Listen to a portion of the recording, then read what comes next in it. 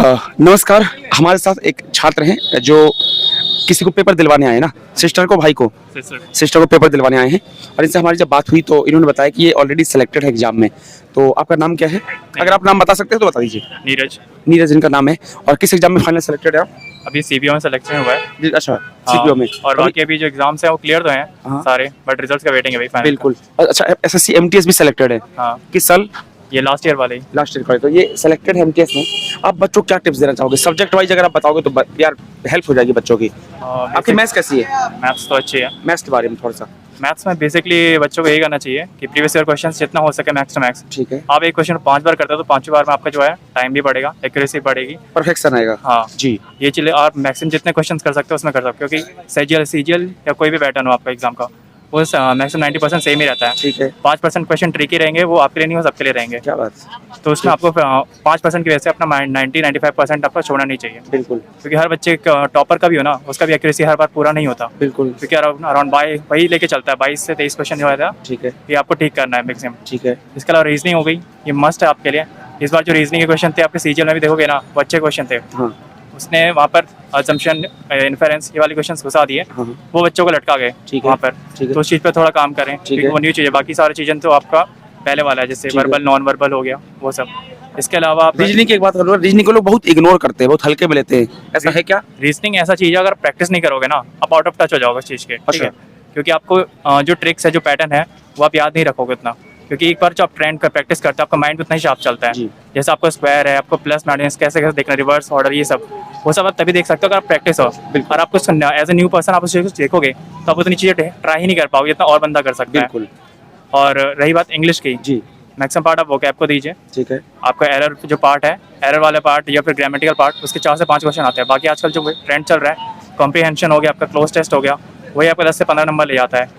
बाकी वो कैप को लगा के चलते हो तो 4 से 5 क्वेश्चन वहाँ के हो गए तो 20 नंबर यही हो गए। तो बाकी आपका जो ग्रामर का पार्ट पड़ता है मेन एरर वाला, उसके आपके 5 क्वेश्चन बच जाते हैं।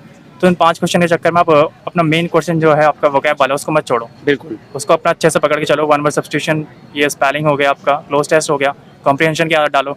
कॉम्प्रीहेंशन बहुत मस्ट है इस टाइम। तो सीजीएल में हो गया, हर एग्जाम में लगभग एक ना एक तो आ ही जा रहा है। जी। इस बार तो सीजीएल में जहाँ तक था 2-2 बच्चे, 2-2 कॉम्प्रीहेंशन था, क्लोज टेस्ट था, तो वही मेजॉरिटी आप जो है सिलेबस लेके जा रहे हैं। इसके अलावा जो आपका है कि अभी जनरल नॉलेज, जीके, हाँ। जीके में आप स्टैटिक जितना कर सकते हो अच्छे से, वही आपके लिए बेस्ट है। तो स्टैटिक पोर्शन आपके है ना, जितना आपका अच्छे से कमांड रहेगी, तो 25 क्वेश्चन जैसे आपके आते हैं, तो अभी सीजीएल प्री में मान लो तो 25 में से आपके मैक्सिमम आपके 10 से 15 क्वेश्चन ईजिली हो सकते हैं, आप बिल्कुल अच्छे से करते हो। बाकी के 10 क्वेश्चन मार्जिन है आपका करंट अफेयर्स का, उसको आप इस तरीके से देख लो कि आप लास्ट के 6 महीने के 7 महीने के अच्छे से ग्रैप्स कर लो।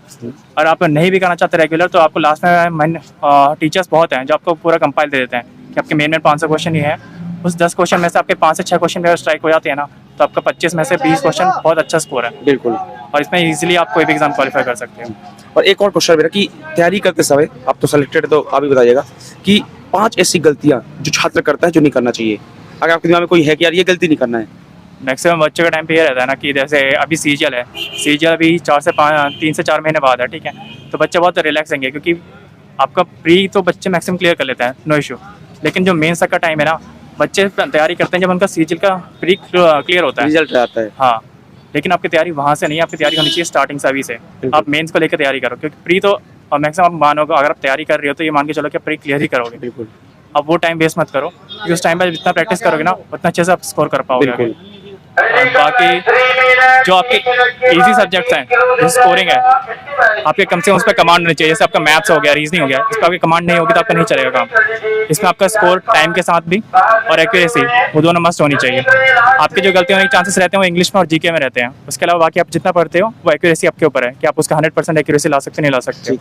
आप इंग्लिश में जो मैक्सिमम कमांड की इतने करिए कि जो वोकैब वाला पार्ट है जिसको आप अच्छे से कर सकते, सिनोनिम हो गया, यहाँ पर 1 वर्ड हो गए, इस पर आपकी गलती कहीं ना हो। बिल्कुल। जो ग्रामर वाला पार्ट है वो आपको थोड़ा अनसर्टेन रह सकता है, कोई चीज़ आपको नहीं दिखा, उसमें एरर हो सकती है, तो वहाँ मान सकते हैं। बाकी एक्यूरेसी इतना करिए कि अगर आप 100% पेपर अटेम्प्ट करते हैं उसमें से कम 90% आपका ठीक ही होना चाहिए। बिल्कुल। एक्यूरेसी, तभी आपका सिलेक्शन हर एग्जाम में हो सकता है। बिल्कुल। प्रीवियस ईयर पेपर के बारे में बच्चे बहुत इग्नोर करते हैं। मेरी क्लास में बच्चे आते हैं, बोलते हैं सर ये क्वेश्चन एग्जाम में आएगा कि नहीं आएगा, इसका मतलब है कि उन्हें प्रीवियस ईयर पेपर नहीं पढ़ा है, क्या बोलेंगे?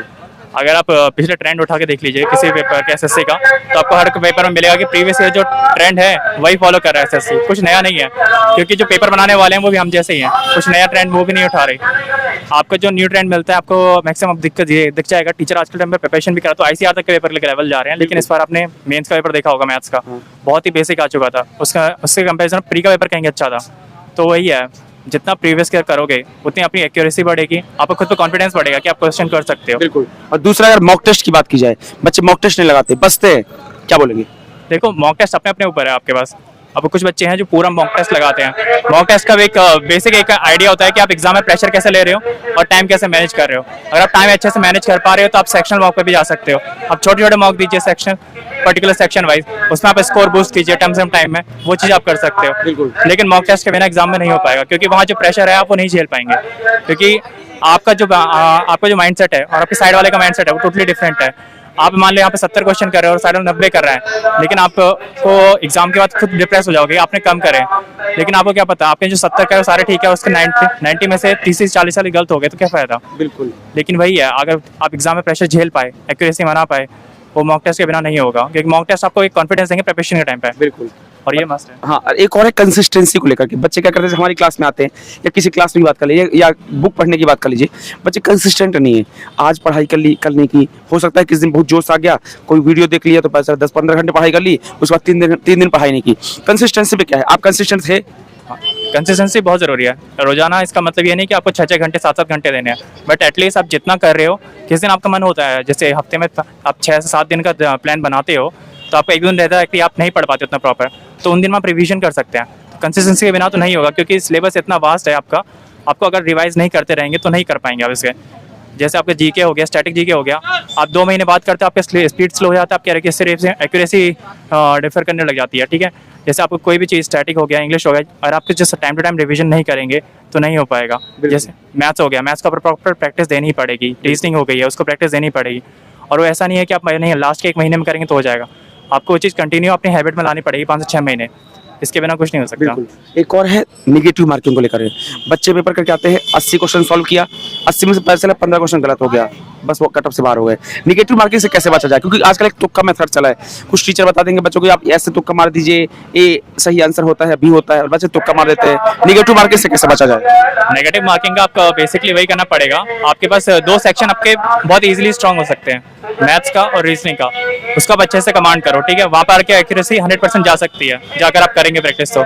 इसके अलावा आपका जीके हो गया, जीके आप सर्टेन क्वेश्चंस कीजिए जिसमें आप कंफर्म हो, क्योंकि जीके ऐसा सेक्शन है आप बच्चा नर्वस होकर तुक्के मार देता है वहाँ पर, लेकिन वो चीज़ बच्चों को अवॉइड करनी चाहिए। ठीक है, आपके 25 में से 10 क्वेश्चन भी ठीक हो रहे हैं तो वो आपको बहुत हेल्प करेंगे, लेकिन 25 में से अगर आपके 10-15 नेगेटिव हो रहे हैं तो आपको बहुत सफर करवा देंगे।